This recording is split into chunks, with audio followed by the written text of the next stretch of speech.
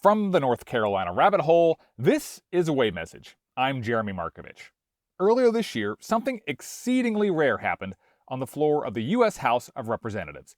A Republican, a powerful Republican, Congressman Patrick McHenry of Gaston County, walked up to the microphone and lavished unbridled praise on a Democrat.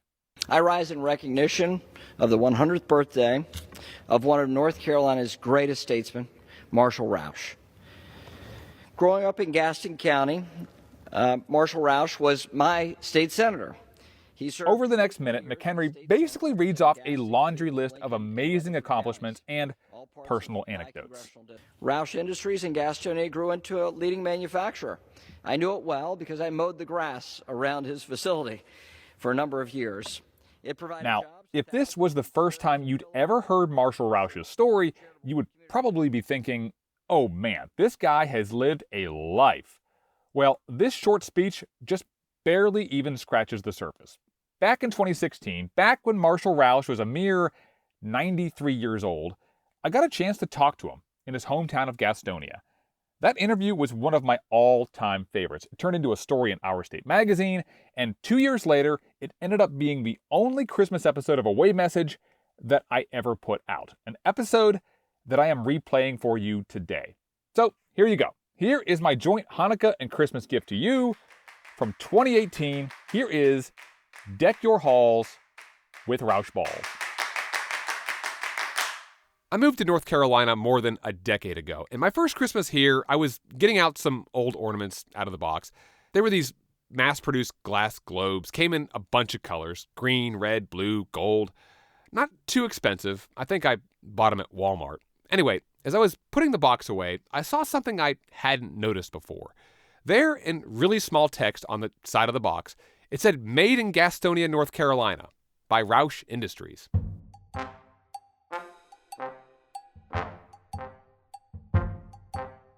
Now, up until that moment, I had not cared at all about where my Christmas ornaments came from. And to be honest, Gastonia was not on my list of places where they could possibly come from. And so my reaction was, cool. Then Christmas came and went, and I kept forgetting about this piece of trivia, which is kind of nice, like a new Christmas tradition for me. Every December, I would get out the decorations, look at that box, and then have the exact same revelation. Ornaments, Gastonia, how about that? And then I'd forget about it until next December. And this happened year after year until 2016, when I was looking for stories for Our State magazine's annual Christmas issue. And I thought, you know what? I have got to get to the bottom of this. Let's see. You want another good story? Mm-hmm. Okay. 2 years ago, before I'd mastered the art of using a podcasting microphone, I went to Gastonia to talk to a guy named Marshall Rauch, the Rauch and Rauch Industries. He is in his 90s now, still in great shape, still has an office inside this little house on Union Road on the south side of town. And he told me this story of how he became the largest manufacturer of satin and glass Christmas ornaments, not in North Carolina, not in the United States, but in the entire world. For more than 2 hours, he just sat there and told me story after story, which was awesome. Because if you've lived the kind of life that Marshall Rauch has lived, you were going to have some pretty remarkable stories to tell. Oh yeah, the Jim Baker story. Yeah, that's a very good and true story.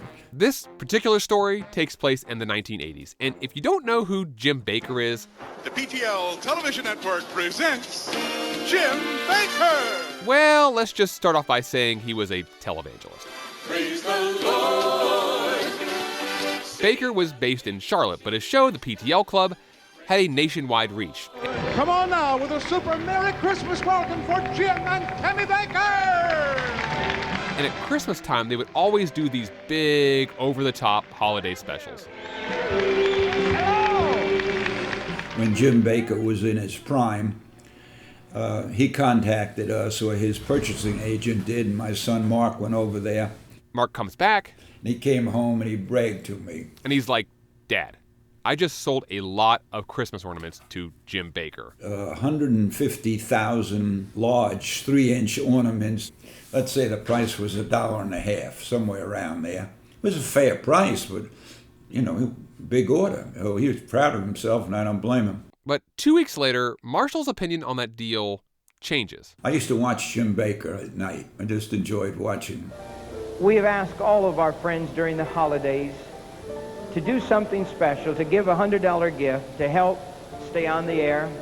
And one night, Baker is on TV asking his viewers to send him money for a new reason. And he took out the ornament, and he told everybody what a beautiful ornament was, and it's got a picture of the church. I can't remember the name of it. It was a wonderful keepsake, and he felt everybody should buy one. And he said, send you a $25 in for the ornament. I immediately picked up my phone. It was after midnight, and called Mark and said, you think you're a salesman for selling that at $1.50? Jim Baker's selling it for $25. Jingle bells, jingle bells, jingle all the way. Merry Christmas! Merry Christmas, everyone. We love you. So you might already know this, but Jim Baker's empire collapsed pretty spectacularly. He had a scandalous affair and later went to prison for financial fraud. A lot of that money that his viewers were sending to PTL was actually getting funneled directly to him. And Rauch sees this whole thing as sort of a teachable moment, as the opposite of the way you should live your life. You just keep your reputation right and do things right. Things will come to you that will surprise you. In fact, he has this little book of religious devotionals that he likes to read every day.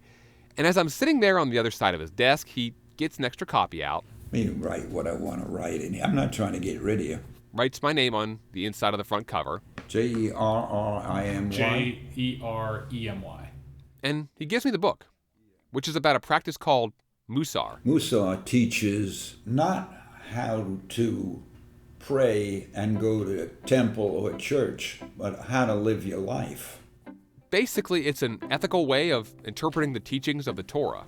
That's what I believe in.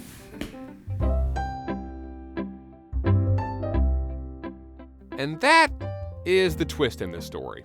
Marshall Rauch, who made his business career by making things associated with the biggest day on the Christian calendar, he's Jewish. All my friends used to tease me and say, how do you feel about making Christmas ornaments? I said, I have no problem. One of our guys started Christianity.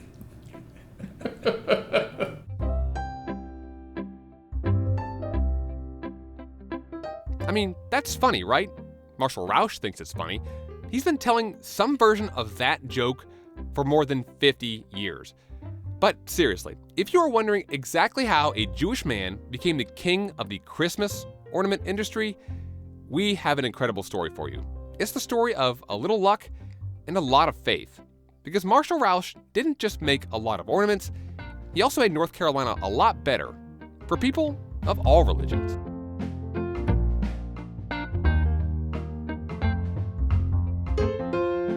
This is Away Message.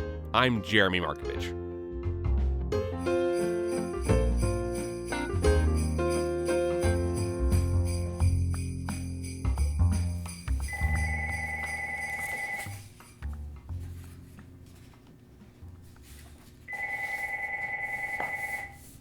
When you talk to Marshall Rauch, you end up getting pretty good at ignoring the sound of a ringing phone. It's got to be one of my kids, because they know both numbers.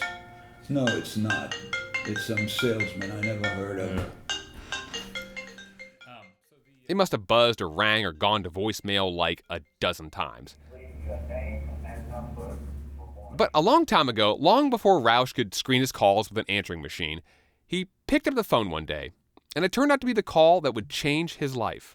The fella says, Marshall, how are you? This is Bill. I said, fine, Bill. He said, how you doing? I'm fine. How you doing? How's your family? How's your family? All the niceties. And then he said, I understand you can wind a ball. This was the 1950s, and Rauch was the owner of a textile mill in Gastonia that made things like kite string and crochet thread, which were then wound into balls. Now, the guy on the phone was asking, can you do something a lot more delicate? Can you take satin and wind it all the way around a really thin papier-mâché ball? And Rauch is thinking to himself, maybe? But he tells the guy on the phone, definitely. And he said, okay, I'm going to send you a sample. If you can make this ball for me, we're going to do a lot of business. I said, wait a minute. Wait, Bill, you got me at a disadvantage. Which Bill is this? He says, we never met. My name is Bill Spiegel, Chicago. Spiegel ran the Spiegel catalog, which was like an old school analog version of Amazon. Getting product in there was a very big deal. So Rauch gets the sample from Spiegel, he takes it to his plant manager, a guy named Wade Fowler, and he says, hey, can we replicate this over and over again? And he looked at it and said, someone else made it, I can make it. But for the next month, he and Rauch struggle to figure out a way to mass produce a Christmas ornament that is wrapped in satin string. And then one day, Fowler comes to Rauch and tells him, He said, I just came back from lunch and I took a nap. I think I figured out how to make that ball that he wants. They tell Spiegel, and he's like, okay, I will buy 3.5 million of these things. They sold like crazy. That was when the aluminum Christmas tree came out, and it looked beautiful with a color wheel and the satin ornaments. And in just a few short months, Rauch has doubled his profits. By December, we knew what we had, and we patented the item. Not long after that, Rauch decides to go all in on Christmas. From Santa Claus suits, garland, icicles, Christmas snow, all kinds of ornaments, fancy ornaments. His products are being sold in every major store in the country. One factory turns into 8 factories, all making ornaments and Christmas stuff non-stop. We put out approximately 1 million ornaments a day. The terrible thing is, on glass, we broke about 4%. So that's staggering if we broke 40,000 a day. And they're making all sorts of ornaments. Satin-covered plastic balls, glass globes, even celebrity ornaments. When Elvis Presley died, I realized that would make a heck of a Christmas ornament. In 1977, Rauch got in touch with the manager handling Elvis's estate, who said, okay, come to Pennsylvania, and we'll talk. And sure enough, there was a big limo picked me up at Philadelphia at 3 o'clock. He shows up with a sample Elvis ornament in hand, and he is not the only guy there. There were 10 guys in there with samples, whiskey bottles with Elvis' name on it, a bathrobe with his name on it, a wastebasket. I was in line, you know. Hours later, he gets in, and he's face to face with this big burly man, appropriately named Bear Geisler, Elvis's merchandising guy. He said, you know, you look like our kind of guy. Geisler goes over the royalties and terms, and he says in order to get the rights to put Elvis's face on an ornament, Rauch is going to have to pay $25,000 up front. Rauch says, no, I can only do $10,000. I said, no deal. He calls his secretary in. He says, pay Rauch for his troubles. He's not our kind of guy. So Rauch turns around, he starts to storm out. He says, Rauch, come on back here. You got what it takes. He said, we'll take your deal. That deal worked. The Elvis ornaments were a hit, but not everything was a success. Like, for instance, Rauch's line of Hanukkah ornaments. It didn't sell worth a damn, but we tried.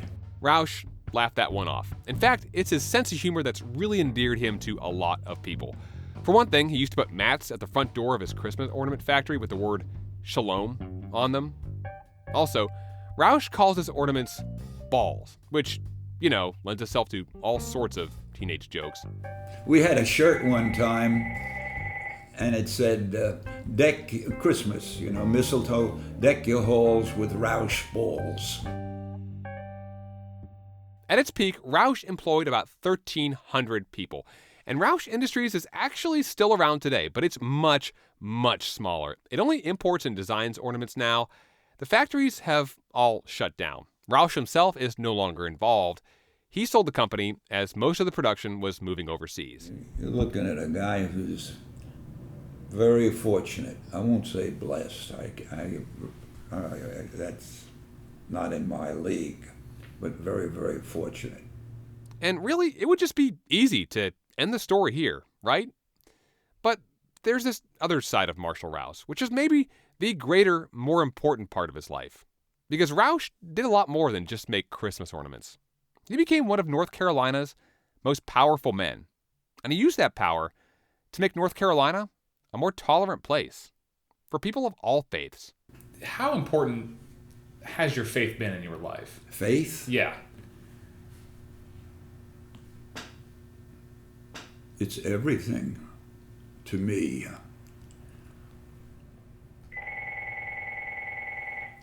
That part of the story when we come back.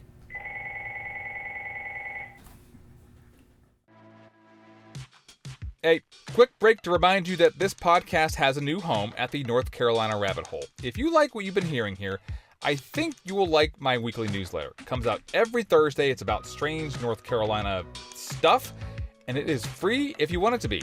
Again, that's the North Carolina Rabbit Hole. Check out the newsletter, the stories, and this podcast at ncrabbithole.com. This is Away Message. I'm Jeremy Markovich. And before I go on, I have to go off on a slight tangent here. As I was talking to Marshall Rauch about how he became the largest maker of Christmas ornaments in the entire world, his grandson came into the office. Time out. Julian, this is Jeremy. Hey, how are you? He knows about you. Yeah. I know about Julian because of his role in one of the most famous college football games of all time. Julian Rauch. Back in 2007, Julian made the field goal that put Appalachian State ahead of Michigan 34-32 with just 30 seconds to go. And it is good. Now that ended up being the kick that won the game for the Mountaineers, because when Michigan tried to kick a game-winning field goal as time expired, and the kick is blocked! Appalachian State has stunned the college football world, one of the greatest upsets in sports history. Sports actually brought the Rauch family to North Carolina. Marshall Rauch was born on Long Island in 1923, but he came here to play basketball for Eddie Cameron at Duke University. But Rauch never graduated. Instead, he left early to serve in the military, and when he got out, he had a job waiting for him at a textile factory in Gastonia, owned by his wife's family. He later became the owner, but before he started making ornaments, Rauch wanted to improve recreational facilities all across the city.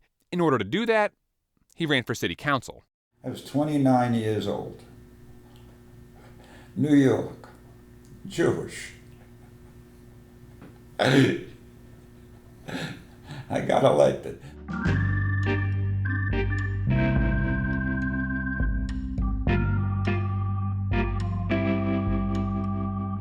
He went on to serve 3 terms, and along the way, he helped desegregate Gastonia's public facilities like swimming pools and restaurants and hotels. And then, in the 1960s, came an opportunity to run for state senate. 3 lawyers were running. I have a low regard for lawyers. Most lawyers. Rauch beats the 3 lawyers. And in 1967, he became the first Jewish state senator in North Carolina history. I've been first Jew a lot of places. For instance, Rauch was the first Jewish president of Gastonia's YMCA.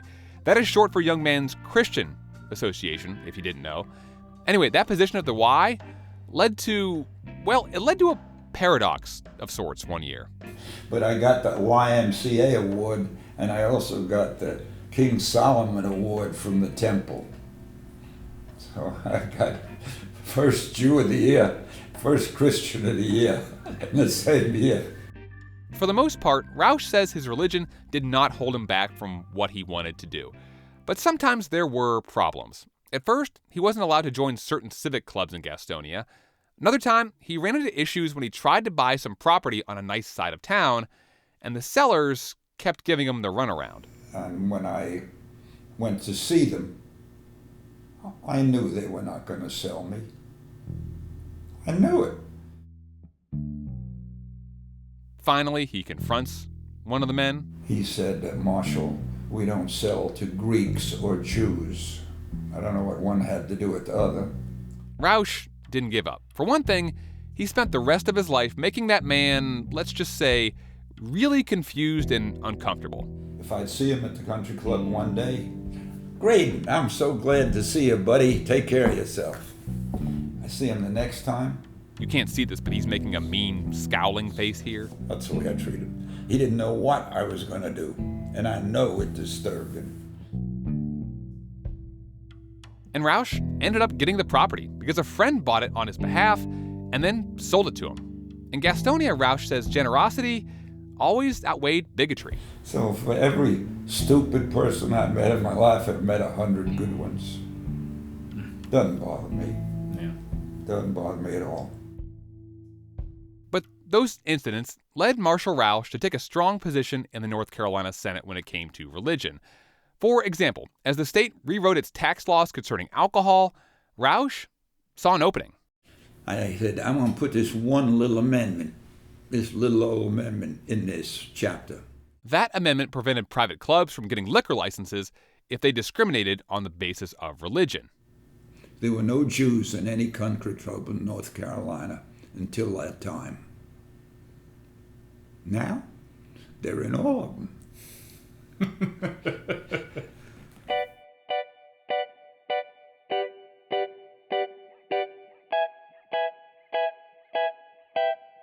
Over the course of his 24 years in the General Assembly, Rauch became one of the most powerful men in politics. He was the kind of guy you did not cross.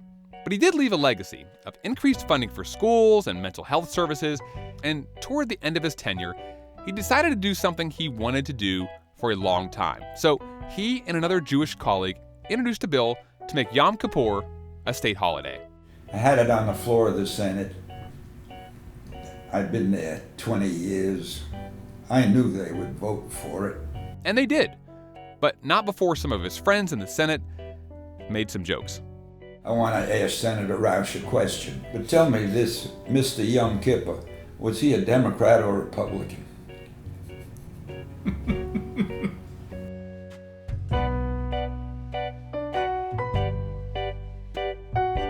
Rauch left the Senate in 1990, and 5 years after that, he sold Rauch Industries for $51 million. But he's still active today, still lives in Gastonia, still makes investments with his grandson Julian, still hosts hot dog cookouts that he calls Kosher Mondays, and his phone still rings all the time. Because people want to know what he knows, including me. You are in a unique position among anybody I've met.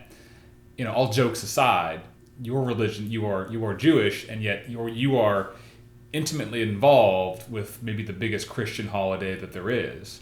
So is there something that you have observed or kind of maybe know about Christmas, about that holiday, that maybe others don't see or don't know? I don't think so. I enjoy the Christmas season.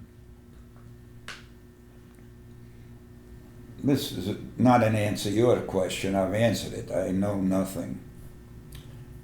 In life, it's my opinion, people are driven by 5 different things: sex, ego, faith, fear, and greed.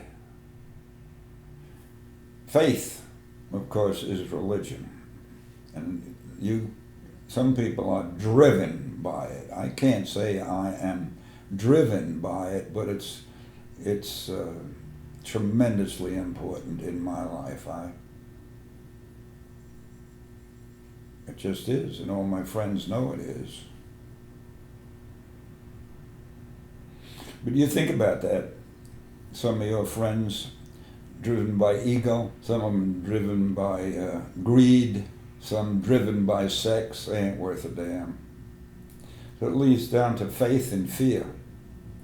And if you fear God, and you should, and you have faith, that's where it's all about. Realize every morning you wake up is a blessing.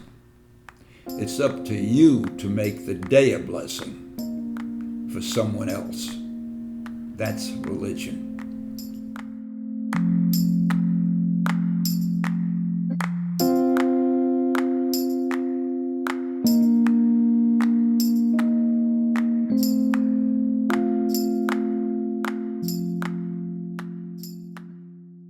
Away Message is a production of the North Carolina Rabbit Hole. If you like this episode and other episodes we've been putting together, make sure you leave us a good rating or review. And if you want to find more stories like this one, check out ncrabbithole.com. This episode was written and mixed by me, Jeremy Markovich, and produced by me and James Bichkowski. Enjoy the rest of the holidays, everybody. We'll see you again next year.